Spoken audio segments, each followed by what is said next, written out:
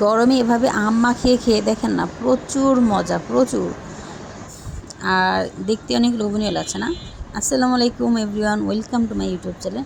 তো এখানে আমরা পাকা আমের ভর্তা করার জন্য তো 4টা এগুলো গাছপাক নাম, তো 4টা গাছপাক নাম নিয়ে নিতেছি। এগুলো ভালো মতন পানি দিয়ে পরিষ্কার করে নিব, ভালো মতন পরিষ্কার করে নিচ্ছি। তারপরে এগুলো পরিষ্কার হলে ভালো মতন ছুলে নিব। আর পাকা আম ছিলতে একটু কষ্ট হয়, তো দেখছেন আমি আমগুলো সুন্দর করে কেটে নিচ্ছি। ছিলে তারপর সুন্দর করে আমগুলো পিস পিস করে নিব।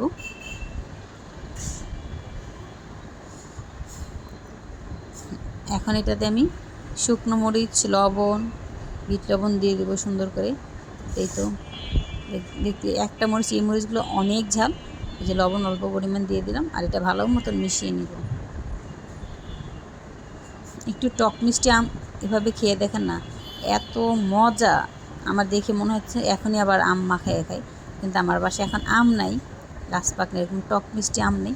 তার কী করার, এটা দেখেই আমি সান্ত্বনা নিচ্ছি। ভালো মতন মরিচগুলো ভাঙা হয়ে গেলে আমি আমের টুকরোগুলো সবগুলো মিশিয়ে ফেলবো এটার সাথে।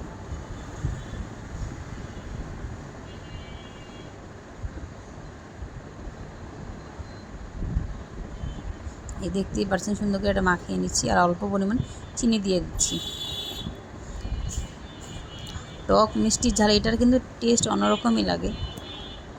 আর যারা আমার চ্যানেলটিকে সাবস্ক্রাইব করছেন তাদের অসংখ্য ধন্যবাদ। যারা আমার চ্যানেলকে এখনও সাবস্ক্রাইব করে না, প্লিজ সাবস্ক্রাইব করে আমার চ্যানেলের পাশে থাকবেন। সবাই ভালো থাকবেন, সুস্থ থাকবেন। আল্লাহ হাফেজ।